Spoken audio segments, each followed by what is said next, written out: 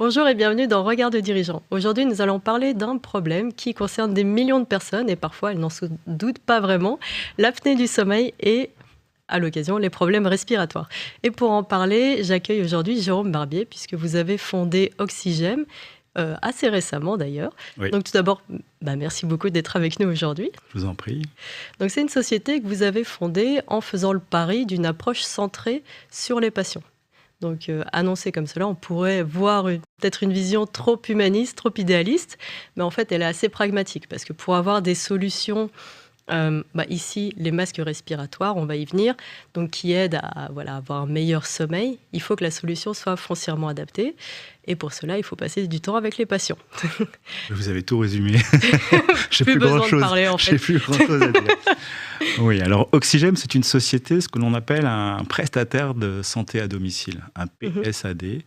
En fait, il s'agit pour nous d'intervenir à domicile sur des patients qui ont des problèmes respiratoires, donc type apnée du sommeil ou type insuffisance respiratoire chronique, comme des bronchites chroniques. Et on est mandaté sur prescription médicale par un médecin spécialiste généralement, en fait. Et notre métier, il est ultra cadré. Il est cadré par ce qu'on appelle la LPP, qui est la liste des produits et prestations remboursés, qui fixe d'ailleurs aussi le prix du Doliprane, par exemple, voilà, et qui cadre notre activité. Donc notre mission, elle est ultra cadrée. Et en plus, comme on délivre de l'oxygène, on répond aussi à une autre exigence, qui sont les bonnes pratiques de dispensation de l'oxygène à usage médical. Et pour ça, on a des pharmaciens dans nos structures. Donc la mission, pour répondre à votre question, elle est cadrée déjà par la réglementation. Donc on sait à peu près ce qu'on a à faire en termes de services, en termes de matériel et en termes de traitement de dossier pour les patients. Alors après, la différence, c'est quoi? C'est faire en sorte que le patient soit adhérent à son traitement. Vous l'avez dit, on met des masques sur le visage d'un patient. Je vous laisse imaginer... le soir pour se coucher, soit pour une apnée du sommeil, soit pour une insuffisance respiratoire chronique type BPCO, qui est une bronchite chronique obstructive. La difficulté peut être d'ordre psychologique et technique de s'allonger et de commencer à dormir avec un masque sur le visage. Alors pour ma part, j'ai d'ores et déjà été sensibilisée à l'apnée du sommeil, puisque mon papa en souffre depuis des années, mais j'imagine que pour le grand public, ce n'est pas forcément connu.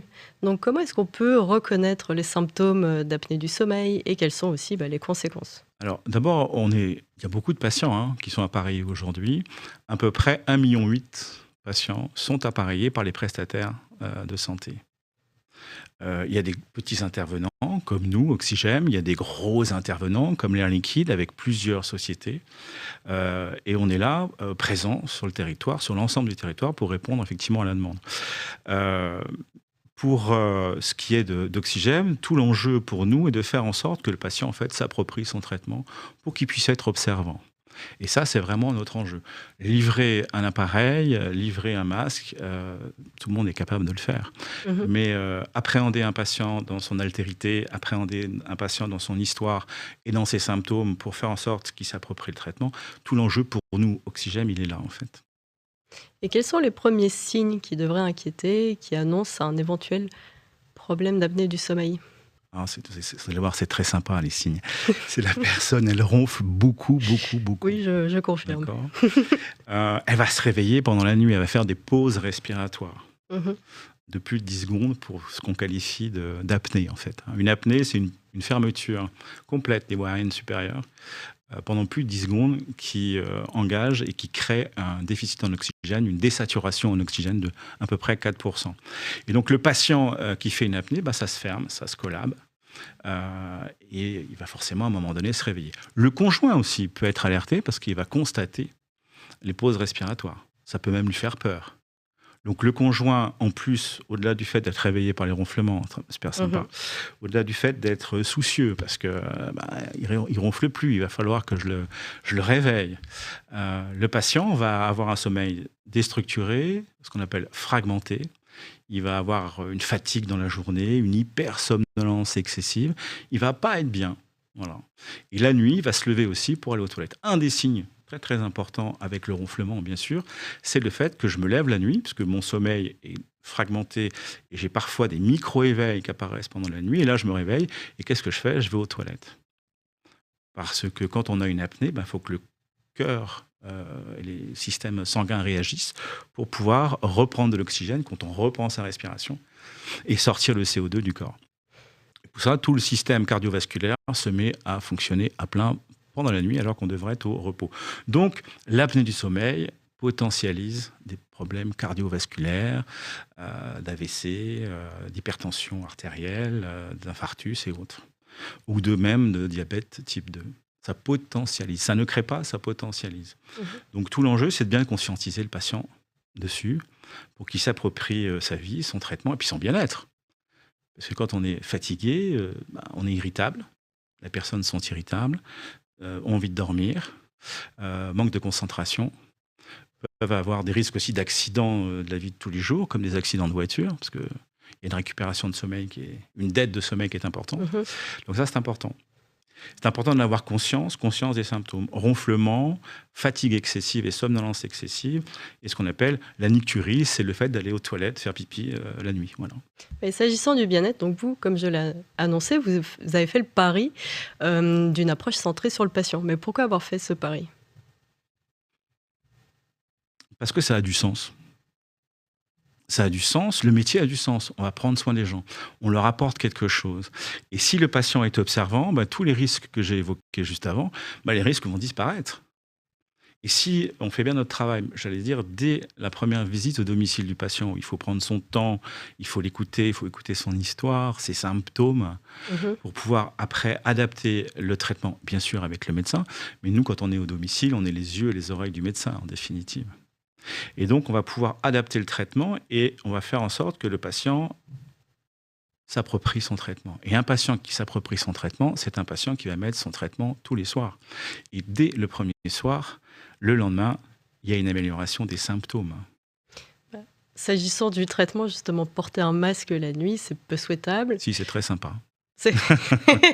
J'ai des doutes. Ouais. Mais donc, dans quelle mesure est-ce qu'on peut vraiment faire en sorte que ça puisse tenir sur la durée ? Et peut-être que pour s'en rendre compte, est-ce que vous avez éventuellement regardé le taux d'observance à 6 mois, par exemple Alors, on va revenir sur le masque, si vous le voulez bien, parce que le masque, c'est la pierre angulaire, que ce soit pour la ventilation des insuffisants respiratoires chroniques ou pour l'apnée du sommeil. D'accord ?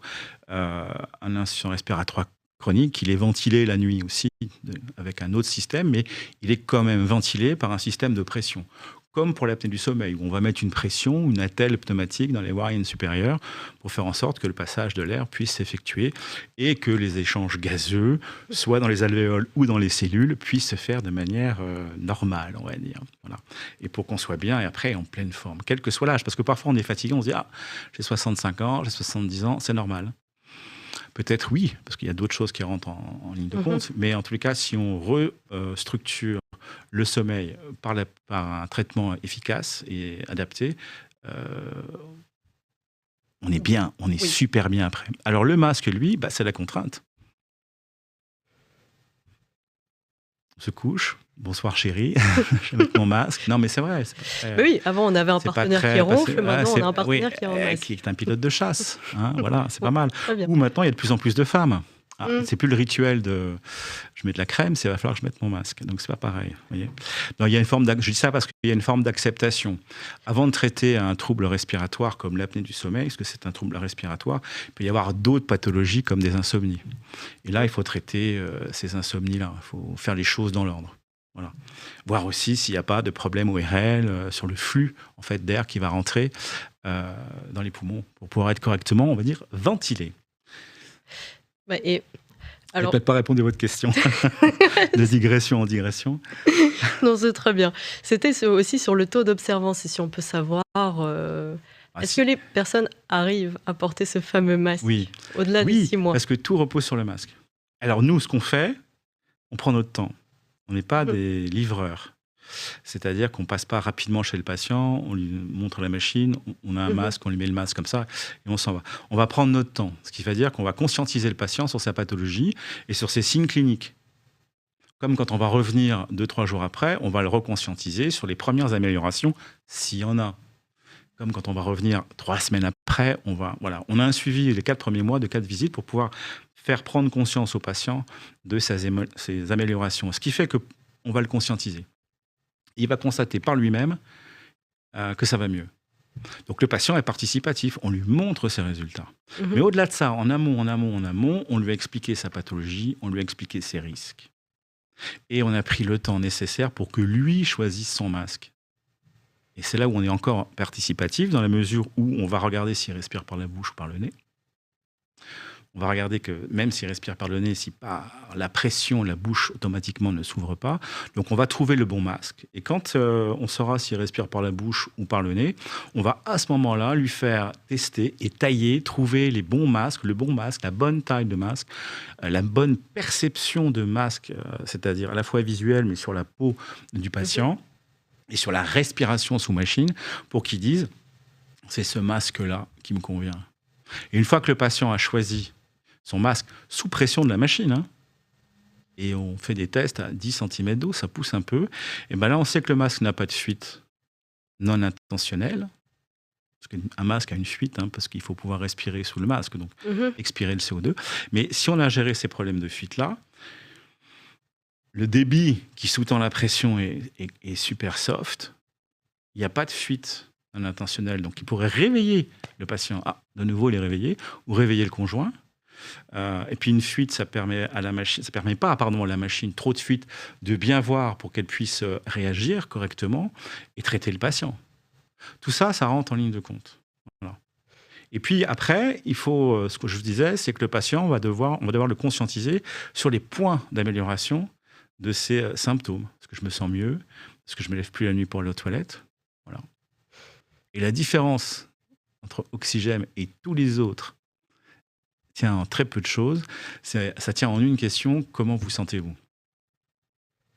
Oui, parce que vous avez une approche différente de celle des centres hospitaliers, par exemple. Alors, rien à voir. Là, on est sur des prestataires de services, donc je ne parle pas des centres hospitaliers. Mais non, l'idée, c'est de dire, je peux avoir un index d'apnée-hypopnée qui a été complètement corrigé si je reste dans l'apnée-hypopnée, hein, dans le syndrome d'apnée obstructive du sommeil, dans une pathologie du sommeil. Sauf que je peux mettre ma machine 7h30 par nuit. On dit c'est bien, super. Mais je suis toujours fatigué. Je reboucle avec votre question, mais après, est-ce que les patients conservent le traitement? Vous avez une contrainte forte, le masque, la machine, l'image qu'on peut avoir auprès de son conjoint, et puis finalement, on est toujours fatigué. Chez Oxygem, on va essayer de fouiller pour savoir si cette fatigue, ça peut être lié à autre chose, mais si cette fatigue, en définitive, elle est liée à un masque pas adapté, une fuite trop importante, d'autres choses qui apparaissent. Par exemple, vous pouvez avoir un index très faible, c'est sûr. Donc on dit corriger, super, mais on s'aperçoit que les apnées résiduelles qui continuent à arriver, en fait, sont concentrées sur des parties du sommeil, dans le sommeil paradoxal. Et là, ce sommeil paradoxal, même si vous avez un index faible, il est quand même déstructuré. Et donc, le patient est encore fatigué. Là, il faut ajuster le traitement. Ce qu'on fait avec le médecin, bien évidemment. Mais j'évoquais le fait que votre approche reste différente de celle des centres hospitaliers. Donc, en quoi est-ce qu'elle... Oui, non, c'est pas pareil. L'hôpital, nous, on n'est pas l'hôpital. Oui. L'hôpital, c'est les urgences, c'est des opérations complexes, c'est de la recherche, c'est 375 000 lits, je crois, pour 100 milliards de budget de mémoire. Voilà. Bon, c'est pas le même métier, on fait pas le même métier. Nous, on vient sur des maladies chroniques, quelles qu'elles soient. Nous, elles sont respiratoires, mais il y en a plein d'autres. On suit à peu près en France 2,5 millions de patients quotidiennement. Voilà, et on revêt une dépense santé qui doit être aux alentours, je crois, de 6,75 milliards, entre 6 et 7 milliards. L'hôpital, c'est 100 milliards pour les dépenses de santé, pas pour les dépenses de structure, mais pour les dépenses pures de santé. Mais c'est deux choses complètement différentes. C'est complémentaire. Voilà. Et puis, beaucoup de prescriptions viennent des centres hospitaliers, des services, généralement, pour la partie respiratoire, des pneumologues. Voilà. C'est des services de pneumologie qui nous envoient les patients, généralement, ou les pneumologues. Alors maintenant, pour l'apnée du sommeil, il y a des cardiologues qui le font, il y a les ORL qui le font, il y a même des médecins généralistes, ce qui fait qu'il y a un meilleur dépistage, et ce qui fait qu'il y en a de plus en plus de femmes qui sont dépistées aussi. Merci infiniment, Jérôme, de nous avoir parlé de l'apnée du sommeil. Je suis très content d'être là. Et d'Oxygem. Et merci à vous de nous avoir suivis dans cette émission.